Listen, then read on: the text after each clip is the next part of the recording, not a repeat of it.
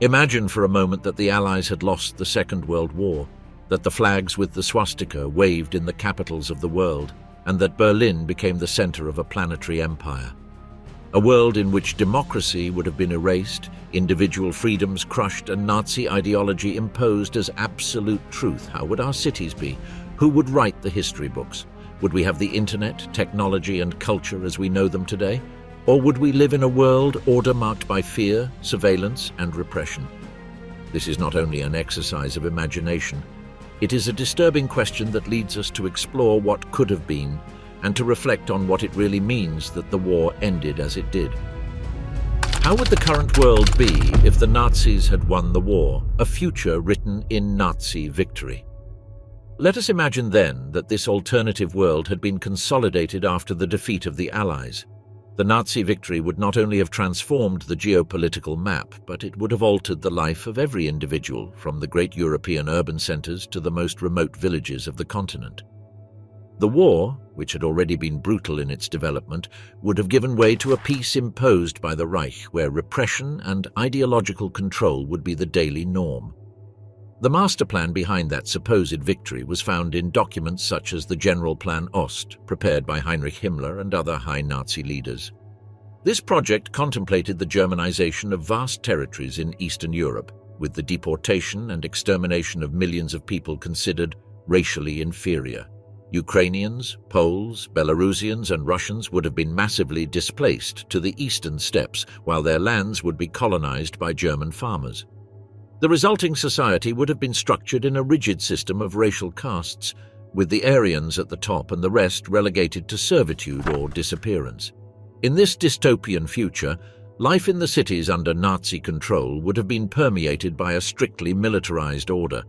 The streets would be adorned with symbols of the Reich, banners with the swastika waving on every corner, and the constant presence of the SS and the Gestapo ensuring that the population lived under a silent fear. Any hint of dissent, even a critical comment in private, could have meant deportation to a concentration camp. Over time, those camps, instead of being closed after the war, would have multiplied and transformed into permanent centers of labor slavery at the service of the Reich. Propaganda would have played a fundamental role in consolidating this new order. The radio and cinema would have become instruments of mass indoctrination, transmitting constant messages that glorified the German victory and demonized the defeated enemies. Youth, organized in the Hitler Jugend and in the League of German Girls, would have grown up without knowing another reality than the supremacy of Nazism. Each generation would be shaped from childhood to be obedient, fanatical, and loyal to the Führer, eliminating any possibility of critical thought. Regarding religion, the Reich had already begun to project its replacement by a kind of political mysticism, a faith in the race and in the historical mission of Germany. In a world under its domain, it is probable that the traditional churches would have been controlled or absorbed, becoming institutions subordinated to the power of the state. Over time, Hitler and his ideologues intended to displace any worship that was not aligned with Nazism, transforming spirituality into an instrument of ideological cohesion. The impact would have been equally profound in science and technology. The advances that in our world were developed after the war in the United States and the Soviet Union would have been at the exclusive service of the Reich. Space research, nuclear energy, and medicine would not have sought the progress of humanity, but to reinforce the machinery of Nazi war and control. Inhuman experiments, such as those carried out in the concentration camps, would have continued on a large scale, now legitimized as part of an official scientific policy. Ethics would have disappeared from the equation, replaced by a pragmatic and brutal vision of science as a tool of domination. The defeated powers would also have seen a bleak fate. France would have been fragmented between zones annexed to the Reich and a puppet state reduced to a symbolic role. Great Britain, if it had not been completely occupied, would have been forced to sign a humiliating peace, stripped of its colonial empire and relegated to political irrelevance.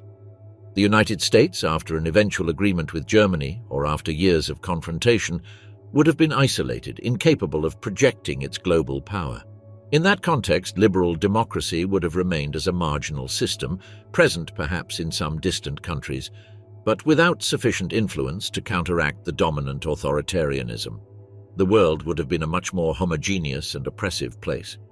Cultural diversity, so characteristic of Europe, would have been reduced to a controlled and censored mosaic where only what was approved by the Reich could survive. Music, art, and literature would have been limited to exalting the greatness of the empire, eliminating every dissident voice. Culture, turned into propaganda, would be the confirmation that the Nazi victory not only dominated the territories but also the minds. In short, a future written in the Nazi victory would not have been only a change in the winners of the war, but the creation of a global order based on repression, racism, and the elimination of everything that did not fit into the vision of the Third Reich. An alternative reality that, had it materialized, would have condemned entire generations to live in a world where freedom, diversity, and human dignity would be barely a distant memory. The Holocaust, under a victorious Reich, would have ceased to be a process interrupted by the military defeat of Germany to become a project carried out to its ultimate consequences. The mass deportations that in our history were stopped in 1945 would have continued systematically, organized with the bureaucratic precision characteristic of the regime. The extermination camps, such as Auschwitz, Treblinka, or Sobibor, would not have been liberated, but expanded and perfected, transforming into permanent institutions destined to eliminate any trace of populations considered undesirable. Genocide would not have been limited to the European continent. Over time, the Reich would have sought to extend this process to other territories under its influence, ensuring that no corner of its empire escaped the racial purge. The elimination of entire communities would have had an irreversible impact on world culture. The Jewish traditions, which had flourished for centuries in Central and Eastern Europe, would have been almost completely erased. The same would have occurred with the Roma communities, whose music, art, and itinerant way of life would have been persecuted to extinction. Even artistic, philosophical, and scientific movements linked to intellectuals of Jewish origin would never have existed, leaving a void in global cultural and scientific development. The face of civilization would have radically changed, for the voices that historically contributed to progress and diversity would have been silenced definitively. The scientific apparatus of the Reich, freed from any moral restriction, would have opened an even darker chapter in the history of humanity. The inhuman medical experiments that Joseph Mengele and others carried out in the concentration camps would have been only the beginning of a network of institutes dedicated to racial and biological research. Genetic engineering, still in a rudimentary state in the decade of 1940, would have been explored as a tool to reinforce Aryan purity, with attempts of manipulation and human selection. Medical advances, instead of being oriented to collective well-being, would have focused on producing more resistant soldiers, more fertile women, and more effective methods of population control. Scientific knowledge, in this scenario, would not have been a means to cure diseases or improve life, but an instrument of domination and oppression. In the technological and military field, Nazi Germany had already demonstrated in the last years of the war an astonishing capacity for innovation. The V-2 rockets of Werner von Braun, which in our reality gave rise to the space race, would have been developed without opposition, with applications both military and for space conquest. It is not unreasonable to think that, under a global dominion, the Reich would have been the first to reach Earth's orbit, using these achievements not as a symbol of human ingenuity but as a proclamation of its supremacy. Jet aviation, which was just beginning to emerge with models such as the Messerschmitt Me 262, would have evolved rapidly until turning the Luftwaffe into an unbeatable air force. And with the atomic bomb in their hands, the Nazis would have secured a hegemonic power, capable of subduing any resistance without the need for great conventional wars. Cultural control in this alternative world would also have had devastating effects. Universities and academies would have been centers of indoctrination where critical thought was annulled. Entire philosophies, from humanism to liberalism, would have been prohibited, replaced by a single ideology that exalted obedience, hierarchy, and racial purity. Artists would have been forced to produce works that glorified the Führer and the Reich, while everything that did not fit into that framework would have been destroyed as degenerate. Universal literature, just as we know it today, would have been mutilated, deprived of the richness of perspectives offered by diverse and dissident voices. The education of children would have been one of the fundamental pillars of this new order. From childhood, each child would have been instructed not only in basic subjects, but above all in the values of discipline, obedience, and loyalty to the state. Youth would have been organized in paramilitary structures where physical training and preparation for war would have absolute priority over intellectual formation.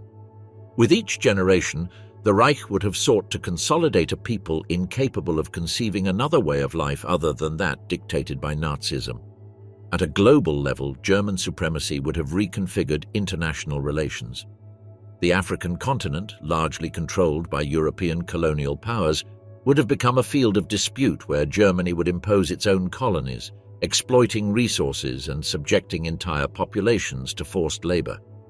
In Latin America, although geographically distant, Nazi influence could have been manifested through authoritarian governments allied or subordinated to the Reich, reducing the possibility that this region would become a refuge for democracy.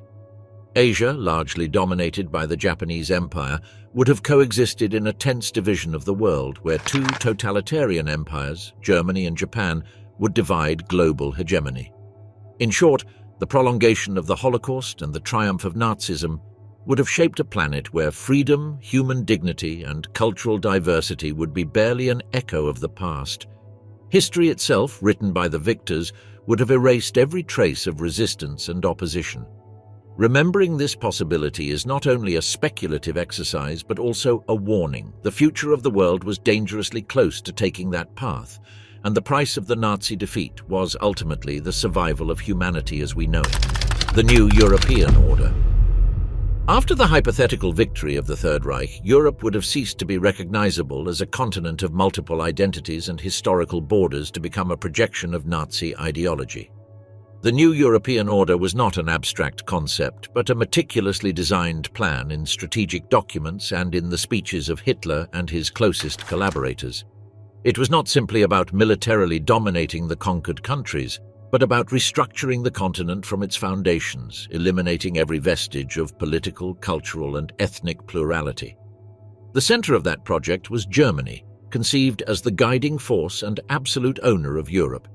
The Reich would not only have consolidated its political and military hegemony, but it would have molded the other nations according to a strict racial hierarchy. Those considered close to the Germanic ideal would have enjoyed a privileged status, though always subordinated, while the inferior races would have been destined for subjugation or disappearance. The notion of equality among nations, typical of the modern international system, would have disappeared completely, replaced by a pyramidal scheme of domination with the Reich at the top. The fate of the countries of Western Europe would have been different from that of the East. France, after the humiliating defeat of 1940, had already been divided into an occupied zone and another under the Vichy government. Had the Reich triumphed, that situation would have been consolidated and hardened. Paris, far from being the capital of European culture, would have become an administrative center under German control, a symbol of French submission. French cultural wealth, from its literature to its art, would have been purged to eliminate everything considered incompatible with Nazi ideology, imposing in its place a cultural model that exalted the greatness of the Reich. In Scandinavia, the regime saw fertile ground for the expansion of the Germanic racial ideal. Norway and Denmark, quickly conquered in 1940, would have been gradually absorbed into the structure of the Reich. The Nazis considered their populations racially valuable, which would have facilitated their integration, though always in a subordinate role. Holland and Belgium would have shared a similar fate. Their ethnic and geographic proximity to Germany made them candidates for complete Germanization within a matter of generations. Nevertheless, even in these related nations, life would have been marked by political control, censorship, and economic subordination. The true core of the brutality of the new order would have unfolded in Eastern Europe. The General Plan Ost, prepared by Heinrich Himmler and other high commanders, detailed precisely how the colonization of Eastern Europe should be carried out. The deportation or extermination of up to 50 million people, mainly Poles, Ukrainians, Belarusians, and Russians over several decades was projected. These populations would be displaced to Siberia or physically eliminated to make room for German settlers. The Germanization of the conquered lands included not only repopulation but complete cultural transformation. changing city names, destroying national monuments, banning local languages, and systematically eliminating intellectual elites. Warsaw, for example, was destined to be almost completely razed, reduced to a small provincial city without relevance, while Kiev and Moscow would have been redesigned according to the architectural canons of the Reich. The economic plan was also carefully designed. The Reich conceived Europe as a vast system of exploitation for the exclusive service of Germany. The occupied countries would become sources of raw materials, food and light industry, while heavy industry and advanced research would be concentrated in German territory. This model sought to ensure that no region could develop independently, avoiding any possibility of economic resistance. The workers of the conquered nations would be subjected to forced labor in factories, mines, and agricultural fields under conditions of semi-slavery. In practice, the entire productive structure of Europe would have been oriented towards sustaining the military and technological power of the Reich. Banks, trade, and transportation routes would also have fallen under the direct control of Germany. The Reichsmark would have progressively replaced national currencies, eliminating the financial autonomy of each state. In that way, not only would economic dependence have been ensured, but also absolute control over the circulation of wealth in the continent. German autarky, a central principle of the Nazi economy, would have expanded on a continental scale, turning Europe into a closed bloc against the rest of the world, governed and exploited from Berlin. This new order would not have been a temporary dominion, but a project of centuries. The idea was to mold entire generations to accept German supremacy as natural. Through education, propaganda, and repression, it sought to erase the memory of plural Europe, replacing it with a continent uniformed around Nazi ideology. In that scenario, history itself would have been rewritten to present the Reich not as a conqueror, but as the legitimate heir and leader of European civilization. The Nazi dream of a continental autarky responded to an ideological and strategic vision that sought to shield Europe from any foreign influence. The Reich did not want to depend on international trade or external alliances, but to turn the continent into a self-sufficient fortress in every field: agricultural, industrial, energetic, and military. To achieve this, the resources of each region would have been reorganized according to the needs of Germany. The fields of Ukraine, known as the granary of Europe, would have fed the German population and its army. The oil of the Caucasus, the iron mines of Lorraine, and the resources of Scandinavia would have supplied the war industry of the Reich, while the Mediterranean, under the control of Italy as a subordinate ally, would have served as a bridge to Africa and the Middle East. Regions thought of as areas of colonial expansion and systematic exploitation. Social control would not have known cracks. Joseph Goebbels, Minister of Propaganda, had perfected during the years of war an unprecedented media apparatus, and in a scenario of victory that power would have reached absolute dimensions. Radio, cinema, press, and later television would have been unique channels of information, constantly repeating the superiority of the Aryan race and the greatness of the Führer. Propaganda would not only have built an official narrative, but would have actively erased any alternative version of reality. The new generations would never have had access to critical or dissident sources, which would have created a people molded from childhood to accept submission and obedience as natural. Education from the earliest years would have been completely directed toward indoctrination. The regime had already created the Hitler Youth as an instrument to shape the character of the young, instilling in them military discipline, absolute loyalty, and the idea of racial superiority. With the Reich's victory, this system would have expanded without limits. Childhood would cease to belong to the family to become the patrimony of the state, and children would have grown up in an environment in which their entire identity would revolve around serving the Nazi Empire. Universities, for their part, would have ceased to be centers of critical thought to become laboratories of ideology. Science would have been at the service of eugenics, military engineering, and social control, while the humanities would have been purged of any current that questioned the principles of the regime. Religion, although tolerated in the first years of the Reich for political convenience, was destined to be transformed or annihilated. Hitler and Himmler had contemplated the creation of a positive Christianity, a domesticated version of the Christian faith that would eliminate all connection with its Jewish roots. In the long term, however, what was projected was the replacement of traditional spirituality with a political religious cult centered on the figure of the Führer and on the myth of the Aryan nation. The cross, the saints, and traditions would have been replaced by runic symbols, mass ceremonies, and rituals that mixed nationalism, Germanic paganism, and exaltation of military power. In that world, the individual would not have had a transcendental link with God, but only with the state and its supreme leader. Architecture was another of the scenarios where the totalitarian ambition of Nazism was most clearly reflected. Albert Speer, architect and minister of armaments, designed projects that sought to embody the eternal greatness of the Reich. Berlin was going to become Germania, a monumental city with colossal buildings, avenues of disproportionate dimensions, and public spaces destined to exhibit Nazi power.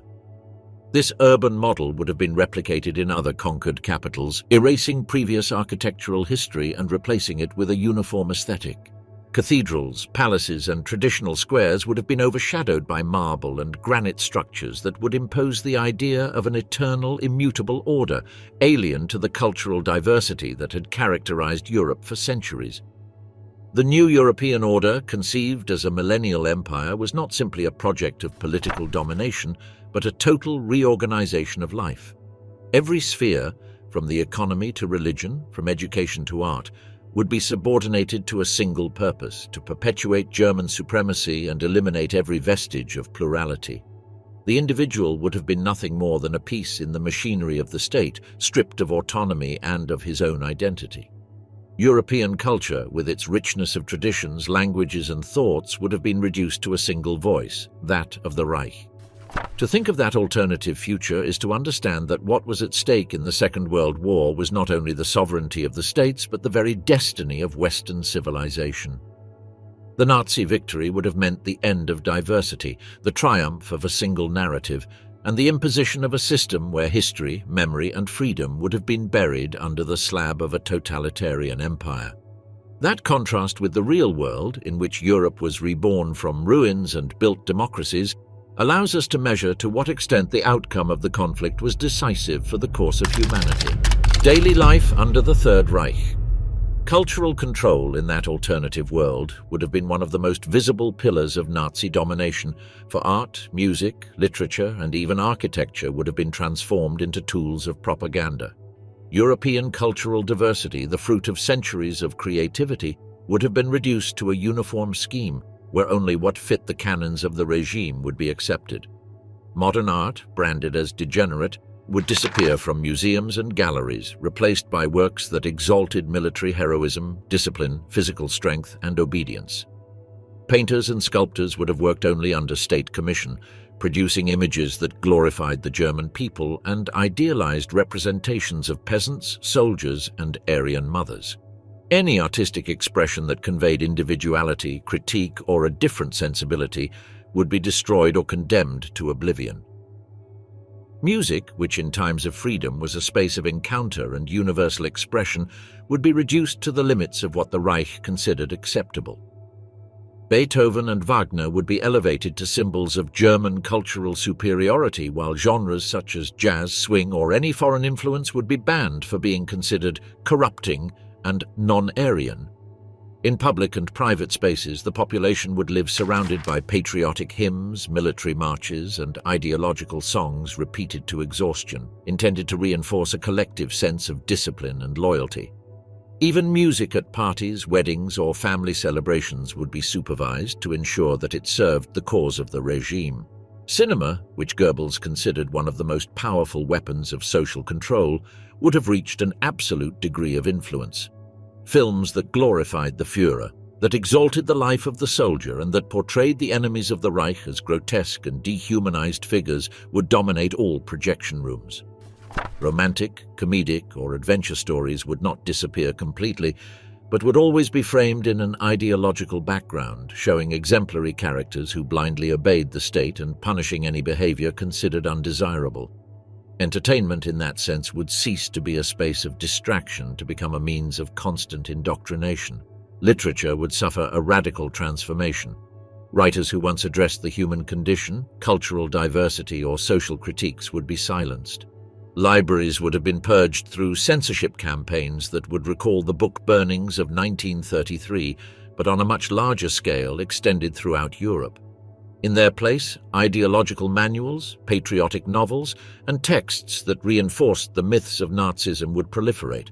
Authors such as Goethe or Schiller would be reinterpreted in the light of Reich ideology, while all foreign works, especially Anglo-Saxon, Russian, or Jewish, would be proscribed. Reading would cease to be an act of freedom to become a monitored act, useful only if it served the official doctrine. Daily life would also be permeated by this cultural uniformity. In squares, parks, and streets, the regime's aesthetics would dominate the landscape. Statues of soldiers, imperial eagles, swastikas, and runic symbols would occupy the urban space. Popular celebrations such as fairs, carnivals, or religious feasts would have been replaced by large party rallies, military parades, and public ceremonies designed to show the strength of the collective over the individual. Every important anniversary of the Reich would be turned into a mandatory festivity where attendance would not be a choice but a duty. The spontaneity and diversity of local celebrations would be extinguished. In the domestic sphere, culture would also be limited by propaganda. Newspapers, controlled by the state, would not offer objective information or debates, but filtered and manipulated news to sustain the official narrative. Radios in homes, distributed massively by the regime since the 30s, would transmit Führer speeches, approved music, and reports that glorified the achievements of the Reich. Even children's books would be impregnated with ideology, presenting heroes who obeyed the party and caricatured villains as racial enemies. Childhood would grow up without knowing any other kind of narrative than the one designed by the state. Even leisure itself would be subordinated to this vision. Sports, which in modern times symbolized competition and union among peoples, would be used as showcases of racial supremacy. The Olympic Games, which in 1936 were already a showcase of propaganda, would have been transformed into periodic events intended to show the world, and above all the population itself, the supposed physical and moral superiority of the Germans. Sports practice would not be understood as a personal activity of well-being, but as an obligation to strengthen the body in service of the state. In this panorama, culture would cease to be a free reflection of human creativity to become a rigid, uniform, and monitored instrument. Every book, every melody, every image, and every scenic representation would have had a single purpose: to sustain the idea of an eternal, homogeneous, and totalitarian empire. Daily life would thus become a constant extension of the ideological apparatus, where even art and imagination would be chained to the service of the Reich. In that dystopian scenario, daily routine would not only have been a gear of control, but also a mechanism of psychological wear. The repetition of symbols, slogans, and rituals would have generated an environment in which obedience would not be simply an obligation, but a form of survival. Nazi salutes at the beginning of the workday, speeches broadcast in squares and factories, and slogans hung on every corner would become constant reminders that there was no escape. Even the smallest gestures, such as not wearing an insignia correctly or avoiding participation in a parade, could be interpreted as signs of resistance and punished harshly. Family economy, far from guaranteeing well-being, would have been absorbed by the needs of the Reich. The rationing system, already established in wartime Germany, would have been extended and normalized. Basic products such as bread, butter, meat, or clothing would only be available through coupons, whose quantity and quality would depend on social and racial position. Germans considered pure Aryans and useful to the state would have access to better rations, while for the occupied peoples, scarcity would be chronic, with black markets emerging as the only alternatives for survival. This system, more than economic, would have functioned as a tool of control. Access to food or shelter would depend on fidelity and usefulness to the regime. Work, in turn, would have been conceived as a collective duty, subordinated to military and expansionist objectives. Factories, workshops, and fields would be organized in function of war production. Millions of men and women would have been forced into endless workdays, often without real remuneration, under the pretext of serving the greatness of the Reich. The exploitation of prisoners of war and conquered populations would be the basis of this economy. Poles, Czechs, Ukrainians, French, and other peoples would have been turned into slave labor to sustain the well-being of a privileged minority in Germany. Cities would fill with exhausted workers, watched over by soldiers and supervisors, where fatigue and hunger would be inseparable parts of existence. Political and social surveillance would complete this oppressive panorama.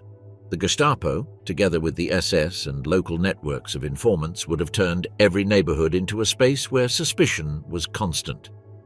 The neighbor, the co-worker, or even a relative could become an informant driven by fear, revenge, or ambition. Arbitrary arrests would be common. It would suffice to be accused of having sympathies for an undesired religion, reading a banned book, or even showing apathy toward regime celebrations. Prisons and concentration camps would not be seen as exceptions, but as nearby realities, always present as a latent threat in everyone's life. Religion, though already marginalized, would have become a clandestine refuge for some. Churches, deprived of their independence and subjected to state censorship, would have lost much of their spiritual function. Believers would be forced to practice in secret at the risk of being discovered. The home itself would cease to be an intimate space. Photographs, family altars, or private readings could be inspected and used against those who strayed from the official line. In that atmosphere, private life would have disappeared, dissolving into a constant state of surveillance. Childhood and youth would also suffer this dynamic of control. Play, curiosity, and creativity, characteristics proper to children, would be molded to fit ideological demands. Toys, stories, and school programs would revolve around war and loyalty. A simple toy soldier would no longer be an innocent pastime, but a reminder of the destiny that awaited boys to serve in the army. For girls, dolls would represent the ideal of the future Aryan mother, reducing their vital role to the reproduction and care of the race. From the cradle, minors would grow without space for spontaneity, learning that their lives belonged to the state before to themselves or their families. In this alternative world, free time itself would have become an instrument of political control. Activities such as sports, travel, or family celebrations would not escape party supervision. State organizations would direct collective vacations in spas or mountains, always surrounded by Nazi symbols and activities intended to reinforce ideological camaraderie. Weddings, baptisms, or funerals would be monitored, with official ceremonies gradually replacing religious or community traditions. Life itself, from birth to death, would be regulated by a state that sought to erase individuality in favor of the mass. Fear, uniformity, and the absence of alternatives would be the constants of an existence under Nazi domination. Every aspect of daily life, from food to family rituals, from education to personal relationships, would be conditioned by an ideology that sought to annul the human in the name of a totalitarian ideal. Instead of a plural and diverse Europe, a continent would have been erected under relentless power, where entire generations would grow without knowing any other reality than blindly serving an empire that promised eternity, but that in essence would have condemned its peoples to a life without freedom. The destiny of the conquered peoples. In this scenario, the life of the conquered peoples would have been marked by a structural and unbreakable inequality. The project of the new European order designed by the Nazis did not intend simply to administer the occupied territories, but to transform them radically according to the racial and ideological criteria of the regime. In the countries of the East, the local populations would have been subjected to a process of systematic dehumanization. The Ukrainian and Polish peasants, for example, would be reduced to an almost feudal condition, forced to hand over the greater part of their production to the German settlers installed on their lands.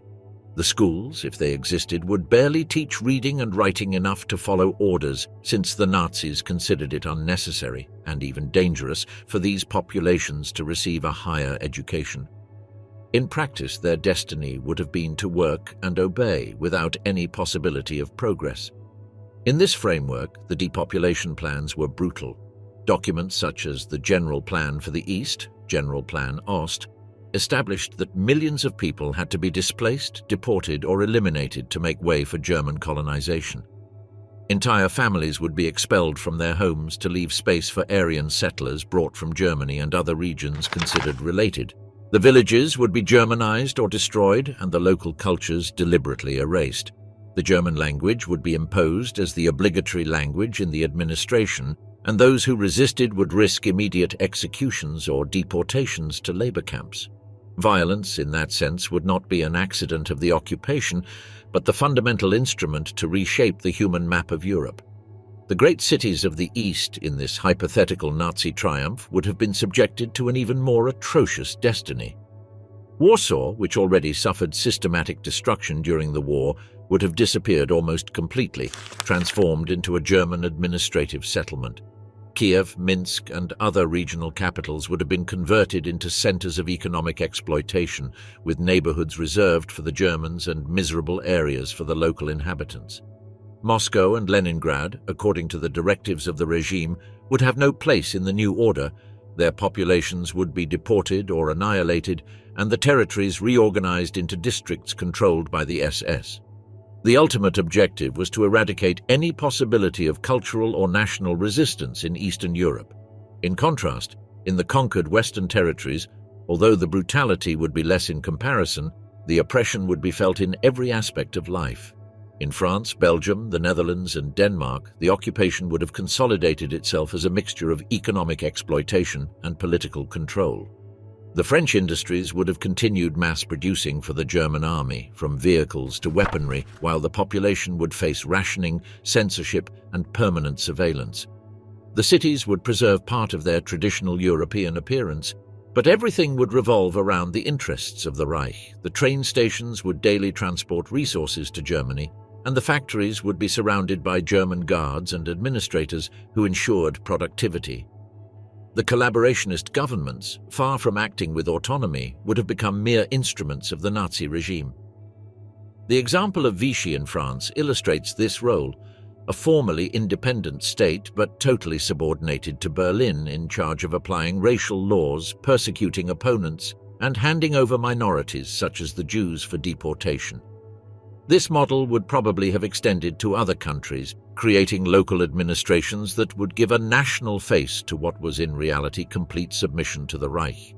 Political life, the press, and culture in these territories would be emptied of all their own content, transformed into echoes of Nazi propaganda. The subjected populations would also have experienced an environment of constant psychological repression.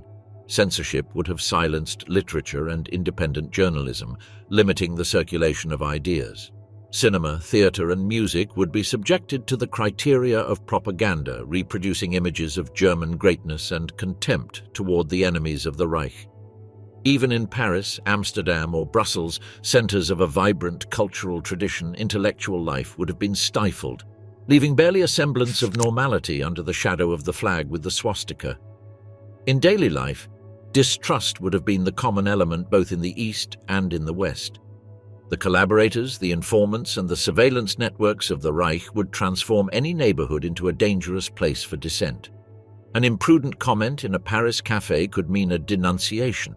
A gesture of rejection on a Polish farm could end in deportation. Fear would function as social cement, guaranteeing obedience even without the need for direct violence in all cases. The destiny of these peoples, ultimately, would have been to live under a rigid hierarchy with no possibility of escape. In the Nazi imagination, the continent was divided between a minority of conquerors with access to privileges and an immense majority reduced to simple human resources. There would be no space for freedom, national identity, or cultural plurality that had characterized Europe for centuries. Daily life, both in a Ukrainian village converted into a labor camp and in an occupied Parisian neighborhood, would be marked by submission to a totalitarian order that intended to last 1,000 years, but whose existence meant the denial of the human in its most essential form. The destiny of the peoples considered undesirable by Nazism would be even more tragic. Jews, Roma, political opponents, and other persecuted minorities had already been victims of systematic extermination during the war. In a scenario of Nazi victory, that genocide would have intensified and consolidated. The concentration camps would have multiplied, converted into permanent centers of slavery and extermination. The idea of a Europe cleansed of Jews and other minorities would have been carried to its most extreme conclusion, erasing entire communities that had existed for centuries.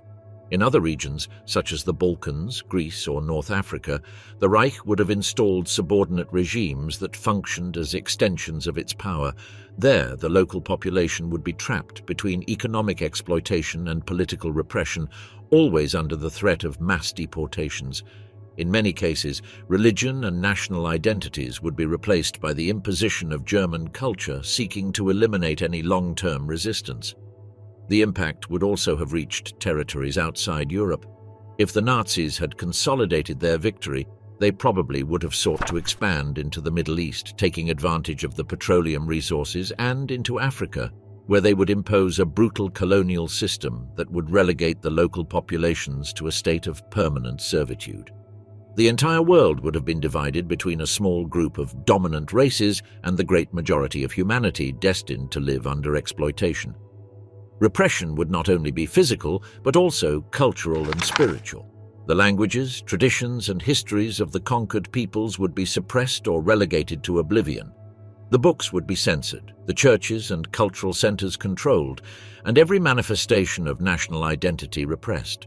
The collective memory would be subordinated to an official narrative written in Berlin, where the Third Reich would present itself as the inevitable culmination of history. The destiny of these conquered peoples ultimately would not have been that of simple defeated ones, but of entire societies condemned to oppression, uprooting, and in many cases disappearance. Europe and a great part of the world would have been transformed into a space where daily life did not belong to those who lived it, but to the totalitarian project of an empire that sought to shape the planet in its image. Technology and science at the service of Nazism. In this hypothetical world, science would not have been an instrument of universal progress, but a tool subjected to the ideology and ambitions of a totalitarian state. The triumph of Nazism would have consolidated the absolute subordination of scientists to political power, eliminating any possibility of independent research. Laboratories, universities, and centers of knowledge would fall under the surveillance of the party, and each discovery would be conditioned to its usefulness in strengthening control, expanding the empire, or reinforcing the racial vision of the regime. In the field of medicine, German victory would have extended practices that in real history were condemned as crimes against humanity. The experiments carried out in concentration camps, hypothermia, resistance to pressure, tests with infectious diseases, forced sterilization, transfusions, and operations without anesthesia would have ceased to be clandestine practices and would have become part of official medical research. The health system would be structured under the principles of eugenics, selecting who deserved to live and who had to be eliminated. Preventive and curative medicine would be oriented almost exclusively toward the population considered Aryan, while other groups would be used as test material. Diseases such as tuberculosis or malaria, which the Nazis already studied in prisoners, would have been researched not to save lives, but to develop methods of control and extermination of entire populations considered undesirable. Genetics would occupy a central place. The Nazis had already shown interest in manipulating human reproduction to improve the race. In a world under their domain, this policy would intensify with more aggressive selective reproduction programs. Institutions such as the Lebensborn, which in reality promoted the birth of children considered racially pure, would have expanded on a large scale, seeking to populate the empire with millions of Aryan descendants. Genetic engineering, still incipient at that time, would have been explored for purposes of population control, with research aimed at manipulating biological inheritance and eliminating what the regime defined as defects. Communication technology would also have been placed at the service of surveillance and propaganda. Radio and cinema, which Nazism already used as instruments of mass indoctrination, would have evolved into omnipresent transmission systems designed to constantly reinforce the regime's discourse. In a dominated Europe, every home would be exposed to daily messages of exaltation of the Führer and the Reich, with no possibility of access to alternative media. The development of television, which in the 30s was taking its first steps, would probably have been accelerated and monopolized, becoming a tool to project Nazi ideology into all spheres of daily life. Informatics and cybernetics, which in the post-war period were fundamental for the transformation of the modern world, would have had a very different destiny under the Reich. Instead of being oriented towards the development of interconnected and open societies, their use would have been concentrated in population control and the efficiency of the repressive apparatus. Systems of registration and classification would have allowed the state to closely monitor racial origins, economic production, and political loyalty of each individual. Technological progress would therefore become a mechanism to perfect repression, anticipating a world where privacy would be practically non-existent. In the field of energy, it is possible that the regime would have invested more resources in nuclear research. During the war, Germany worked on an atomic program that did not materialize, but with absolute control of Europe and its resources, that project would have had more chances to advance. An atomic bomb in the hands of the Reich would not have been conceived as a deterrent, but as a weapon of global domination. Access to uranium and to the scientific talent of the occupied countries would have accelerated these developments, opening the possibility of a world marked by constant terror of total destruction under German nuclear power. Engineering and architecture would also play a decisive role in this alternative universe. Adolf Hitler and his architect Albert Speer had already imagined monumental megalopolises such as the projected Germania, which was to become the capital of the world empire. If victory had materialized, those visions would have transformed the urban landscape of Europe. Cities redesigned to reflect the greatness of the Reich, with endless avenues, colossal domes, and buildings intended to display the eternity of the regime, would have replaced much of traditional architecture. These constructions would not only be symbols of power, but permanent instruments of propaganda, reminding each inhabitant of the omnipresence of the state. Science and technology, in the hands of triumphant Nazism, would have ceased to be engines of human progress to become mechanisms of control, exclusion, and domination. Each advance would be marked by the shadow of totalitarian ideology, where the value of knowledge would not lie in its ability to improve life, but in its usefulness to subjugate and perpetuate an order based on inequality and violence. Instead of the diversity of applications that characterized the scientific development of the 20th century, humanity would have entered an era in which innovation would not be synonymous with freedom, but with the perfection of oppression. In a world where the Reich emerged victorious, these practices would have been institutionalized. Genetic research and eugenics would be pillars of scientific policy, with the aim of improving the Aryan race and eliminating every trace of what they considered undesirable. Massive programs of sterilization, genetic manipulation, and population control would have been developed, not to cure diseases or improve quality of life, but to mold humanity according to Nazi standards. Technology applied to daily life would also be marked by propaganda and control. The media, dominated by radio and possibly television, would be used as tools of constant indoctrination. It is likely that Germany would have promoted the development of more advanced communication systems, not to foster the free exchange of ideas, but to expand Nazi ideology and maintain the obedience of millions of people. Each technological innovation would be supervised by the state, ensuring that it served the purposes of the Reich and never individual autonomy. In the industrial field, German victory would have accelerated automation and productive efficiency, but not with the purpose of improving workers' conditions. On the contrary, the combination of technology and slave labor would have been the norm. Millions of people from conquered peoples would have been subjected to the harshest labor exploitation, while technological advances would ensure that the German elite enjoyed much higher living standards. The contrast between the dominators and the dominated would have become even more brutal. Even in fields such as energy, Germany had already explored projects related to nuclear energy. Although it did not manage to develop an atomic bomb before the end of the war, a Nazi victory would have secured resources and time to do so. The world would have seen the birth of an authoritarian nuclear power, capable of maintaining its global hegemony under the threat of devastating weaponry. It is possible to imagine a planet divided not into blocks as in the Cold War, but under universal fear of a single empire that possessed the ultimate weapon. Science under Nazism, ultimately, would have lost its essence as a search for knowledge at the service of humanity. It would have become a tool of control, oppression, and extermination. Each advance would be oriented toward reinforcing the Reich's dominion and perpetuating a worldview based on racial hierarchies and the elimination of the other. Technological innovation would have followed its course, but with a deeply distorted direction where progress would not be measured in rights, well-being, or freedom, but in the capacity to subjugate, surveil, and destroy. In that alternative scenario, humanity would have paid an extremely high price. A future brilliant in discoveries, yes, but with a dark background, where each advance would remind us that science, without ethics or freedom, can become the most dangerous weapon of all. Culture and propaganda as weapons of control. In a world where Nazism had achieved victory, culture and propaganda would not have been mere instruments of support for power, but the very foundation of the permanence of the regime. Cultural control would have sought not only to eliminate the diversity of artistic and intellectual expressions, but also to rewrite the collective memory of humanity. The Nazis understood that lasting domination was not sustained solely by military force, but by the capacity to transform the perception of reality. For that reason, they would have set in motion a systematic project to eradicate every cultural trace foreign to their ideology, replacing it with a closed symbolic universe in which the Führer and the destiny of the German people would be presented as unquestionable truths. Literature would have become a field of indoctrination.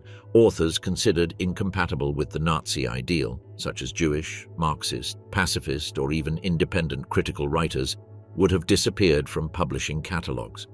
The famous book burnings that had already taken place in the 1930s would have been institutionalized on a much larger scale, with libraries and universities purged of any work that contradicted the ideology of the regime.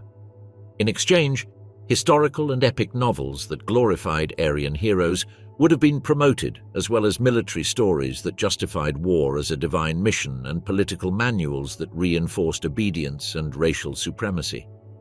In the bookstores of that alternative world, only texts that fed the official vision would exist, making it almost impossible to access any contrary idea. Music, likewise, would have undergone a radical transformation. Genres such as jazz or swing, branded by the Nazis as degenerate for their association with African American and Jewish culture, would be prohibited. In their place, music exalting German tradition would be imposed. Wagner's operas, military hymns, folk choirs, and compositions created specifically for party ceremonies. Concerts and festivals would be organized as spectacles of national unity, where the public would not attend merely for entertainment, but to participate in a ritual of collective identification with the Reich. Music would cease to be a space of free creativity to become a tool that constantly reminded listeners of their place in the great racial community. In the realm of visual and plastic arts, censorship would have erased any trace of the 20th century avant-garde. Movements such as Expressionism, Dadaism, or Surrealism, which had flourished in interwar Germany, would be persecuted as signs of cultural decadence. In their place, a monumental, classical and rigid art would be promoted, designed to transmit strength, discipline, and physical perfection. Paintings of idealized bodies, colossal sculptures of Aryan soldiers and peasants, murals showing military victories, and cities decorated with imperial symbols would have been the norm. Every work of art would be a vehicle of propaganda, devoid of subjectivity or criticism. Cinema, under the direction of Goebbels, would have reached an even deeper level of penetration.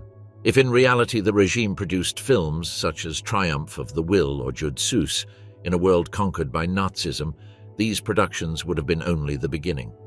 The film industry would have expanded to the entire continent and possibly beyond, generating an official narrative that rewrote universal history from the German perspective. Invasions and conquests would be represented as heroic deeds. The subjected populations would appear as peoples naturally destined to serve, and the defeated enemies would be portrayed as chaotic forces in contrast to the order of the Reich. Cinema would be transformed into an instrument not only to entertain, but to shape the historical memory of entire generations. Propaganda, however, would not be limited to the arts. It would be present in every aspect of daily life. The streets of each city would be filled with banners, slogans, and statues reminding of the omnipresence of the state.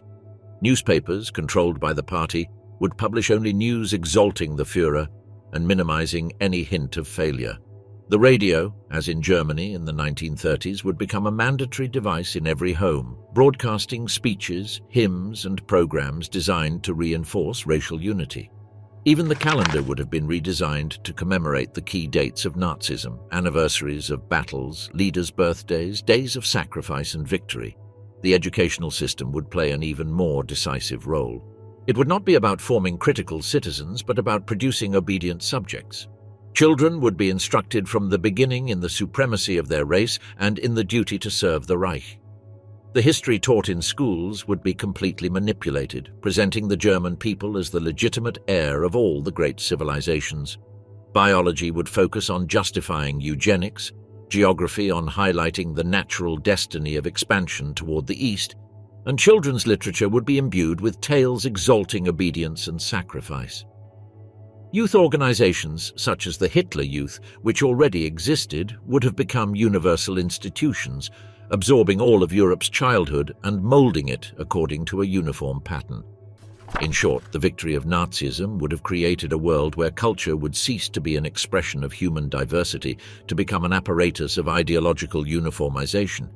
There would be no dissident or alternative voices because the entire system of cultural production would be designed to feed a single narrative, the eternity of the Reich and the absolute superiority of its ideals. Propaganda would not be a passing or superficial phenomenon, but the true fabric that would keep a society built on fear, obedience, and the illusion of belonging to an irrefutable historical project cohesive. The radio, in a scenario where Nazism had consolidated its global dominance, would not have been only a means of communication, but a true, vital organ of the state. The devices would have been present in all homes, factories, and meeting places, functioning as loudspeakers of the official ideology. Already during the Third Reich, the Volksempfänger had been popularized, a cheap receiver created so that any family could listen to the Führer's speeches and official bulletins. After a military victory, this device would have evolved into more sophisticated models, distributed in an obligatory way to guarantee that there was not a single corner of the world without access and without submission to the voice of the Reich. The programs would not have offered space for plurality. Every word broadcast would have been carefully filtered to sustain a single narrative of reality. The news would have been narrated triumphantly, presenting any German action as just and glorious, while internal problems would have been silenced or reinterpreted as proof of the people's resilience in their historical mission. Television, which in the decade of 1930 and 1940 was taking its first steps, would have been catapulted into accelerated development. Nazism was already experimenting with television broadcasts during the Olympic Games of Berlin in 1936, which indicates that its propagandistic potential was identified from the beginning. In a world dominated by the Reich, this technology would have received unlimited resources to expand. The screens, installed in homes, schools, and public spaces, would have functioned as a constant window into a carefully fabricated universe. Military parades broadcast live, Führer's speeches turned into ritual events, documentaries showing the happiness of peoples under Nazi order, and entertainment programs designed to reinforce values such as obedience, discipline, and sacrifice for the racial community. It would not be far-fetched to imagine series and films in television format recounting universal history as an inevitable preparation for the domination of National Socialism, turning fiction into an extension of indoctrination. Architecture, another of Hitler's favored languages, would have left visible marks in every corner of this alternative world. The project of Germania, conceived together with his preferred architect Albert Speer, was an urban utopia intended to transform Berlin into the capital of the planet. Its plans included a main avenue of 5 kilometers, flanked by colossal buildings crowned by the Volkshalle, a gigantic dome that could have housed hundreds of thousands of people inside. This type of construction, more than serving practical purposes, sought to project the idea of an eternal and absolute power. In a world under the Reich, entire cities would have been redesigned to reflect the hierarchy of the regime, with public spaces intended for mass gatherings, colossal statues glorifying the Aryan soldier and worker, and monuments erasing every trace of conquered cultures. Architecture would have been a silent weapon, imposing in every street and in every building the sensation of being within an order impossible to challenge. Religion, although too deeply rooted in millions of people to be destroyed immediately, would have been absorbed and transformed into an appendix of the state. Nazism had already shown ambivalence toward Christianity. On one hand, it presented itself as defender of traditional values to attract support. On the other, it deeply despised any faith that placed God above the Führer. In a global victory, this tension would have been resolved with the subordination of churches. Some would have been tolerated only if they accepted to reinterpret their dogmas in a National Socialist key, exalting Christ as a model of sacrifice for the racial community and presenting the Führer as a leader anointed by providence. In parallel, a political cult, almost religious, would have been developed, inspired by ancient Germanic symbols, Norse mythology, and rituals designed to replace traditional sacraments with Nazi ceremonies. Marriages blessed under the flags of the Reich, funerals glorifying the giving of life to the state, and solstice celebrations reinforcing the idea of connection between the Aryan race and the forces of nature. The propagandistic treatment of conquered peoples would have varied according to the convenience of the regime. In the territories of Western Europe, where the population was considered closer to the Germanic race, propaganda would have adopted a paternalistic tone, presenting occupation as a civilizing mission destined to protect and guide supposedly younger sister communities. Images of cooperation and prosperity would have been shown, highlighting the infrastructure built by the Germans or the political stability that replaced the previous democratic chaos. In contrast, in the territories of the East, propaganda would have focused on dehumanization. The Slavic peoples, according to the Nazi vision, were destined to be slaves of the Aryans, and propaganda would portray them as primitive, violent, or incapable of self-government. There would be no space to convince, but to justify subjugation, massive displacement, and in many cases, extermination. Over the years, this cultural machinery would have had a devastating cumulative effect. Children born under the Reich would grow up surrounded by symbols, songs, narratives, and celebrations that glorified the existence of their nation as the pinnacle of human history. They would not only be educated in schools controlled by the regime, but also in a social environment that would constantly reinforce the same ideas. In the street, in the media, in festivals, and even in the design of buildings, everything would remind that the world had a single meaning, and that this meaning emanated from Nazism. Over time, the very possibility of imagining alternatives would fade away until millions of people had come to accept as natural that the supremacy of the Reich was an indisputable truth. The true triumph of Nazism would not have resided solely in its military power, but in its capacity to colonize minds. Repression and surveillance would be essential, but insufficient. The most effective would have been this total control of culture, which would prevent entire generations from conceiving a different world. They would have created not only a political empire, but a closed universe of meanings where propaganda would replace reality itself. In that scenario, Nazi victory would have meant the defeat of imagination, of diversity, and of the most intimate freedom of the human being, that of thinking for oneself. If the Nazis had won the war, the current world would be unrecognizable. We would not live in an era of cultural diversity, democratic advances, or freedom of thought, but within a totalitarian order that would have turned history into a single voice, that of the Reich. Cities would be marked by monumental architectures designed to crush the individual spirit. Culture would be a uniform mirror of propaganda, and science would be at the service of domination, not of human well-being. The destiny of peoples would have been determined by racial hierarchies imposed with cruelty, and millions of lives would have had no place in that project of purity. Technological progress, although impressive in some aspects, would have been used to watch, control, and repress, not to liberate. Imagination itself would be chained to a single narrative, with no space for questioning or alternatives. Thinking of this alternative world is a disturbing but necessary exercise. It reminds us that wars are not fought only on battlefields, but also in memory, in culture, and in the constant defense of human values. Nazism lost the war, but its shadow remains a warning about what happens when hatred, intolerance, and absolute power impose themselves over human dignity. And perhaps there lies the most important reflection. The present in which we live, with all its flaws, exists only because Nazi barbarism was defeated. The current world, plural and open to debate, is a testimony of that victory. Remembering it is not only a historical duty, but a way of protecting our future.